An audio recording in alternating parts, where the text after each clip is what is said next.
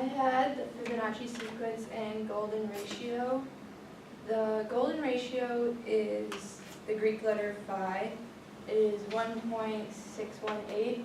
It is made by like A equals B plus C, but the ratio of C to B is also the same as A over B. And this is Fibonacci's spiral. And you can also see the golden ratio squares or rectangles inside the spiral that creates it.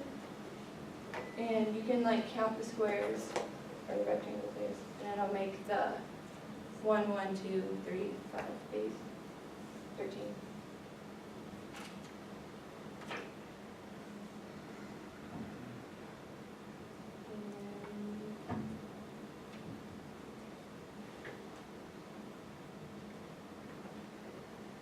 Hit the down arrow. This is the Parthenon.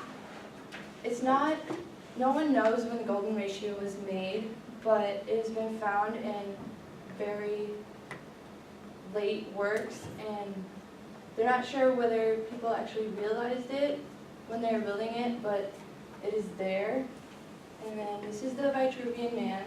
You can tell it has the rectangle in it so that it shows the proportions of the human body that is related to the golden ratio. And you can also make like equilateral triangles and squares and circles by using the golden ratio. This is a picture of beard shear that I took that I believe it represents the golden ratio. I kind of just like measured it, and it's almost like the top part is 1/3 of the whole thing. This is a sunflower, and if you actually like count all the little seeds, it'll do the like, okay, it probably starts like 13, but 13, 21, and so on of the Fibonacci sequence. And it also is in the spirals. This is the little pine cone I found on Central Campus that also has the Fibonacci swirl. And I watched a video that this girl actually like took the pine cone and counted all the way around it, and it is exactly the Fibonacci sequence. She also took a pineapple and like taped it across, and it was also the Fibonacci sequence. And it is also found in most plants that have the spiral pattern. It's found in seashells, it's in the solar system. It is even in this ram's horn. It's like the curve of the spiral. It is also found, they also think that in Egypt they used the phi to create the pyramid because it's like exactly proportionate. This is an x-ray of a hand, and you can see that each little piece, like it was a video, but like it moved, and like this piece is directly proportionate to that one, like that one is to that one, and then the little piece is also the same to that one. And then in flowers, there are flowers with 1 petal, and then they go to 2 petals, 3 petals, 5 petals, 8 petals, 13 petals. There's no, like, they all follow the sequence. They don't go out of order. This is the shell that I was talking about. It goes around in the spiral.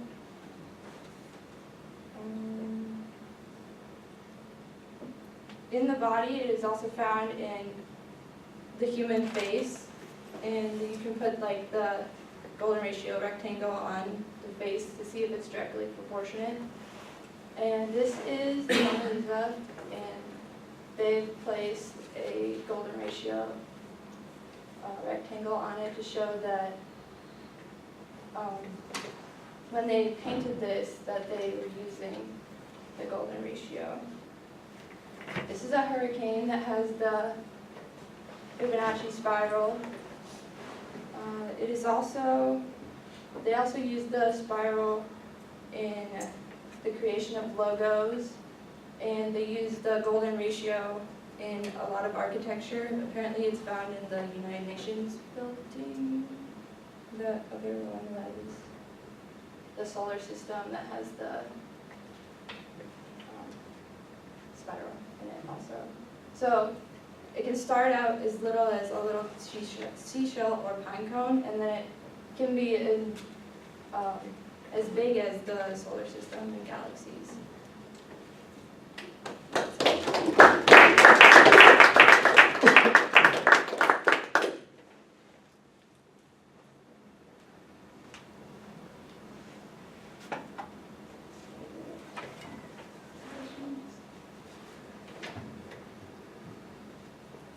I really liked the flower example with the petals. I thought that was very strong. Can you explain the pineapple more? Like what numbers that up to it? Well, Or is it just like the curve of the? no, you put, in the video, she put like tape like one way and counted it, and I think it was like 8 like lines that she could make, and then she went the other way, and I think it was either 8 or 13 going the other way too. I kind of thought about like buying a pineapple and like trying it, but it didn't. One of the things that I think you should gain from looking at these topics and seeing 1 or 2 presentations in each of them, they should be bolstering each other. And when you hear someone present on wabi-sabi, you'll find that one of its underlying principles is an appreciation of the beauty in nature. You want to click on and put into slideshow mode the picture of the ram for a moment. Yeah, just highlight it and put it in slideshow mode. Should move this mouse. I think you. No, just move the mouse up and down. It's the mouse that.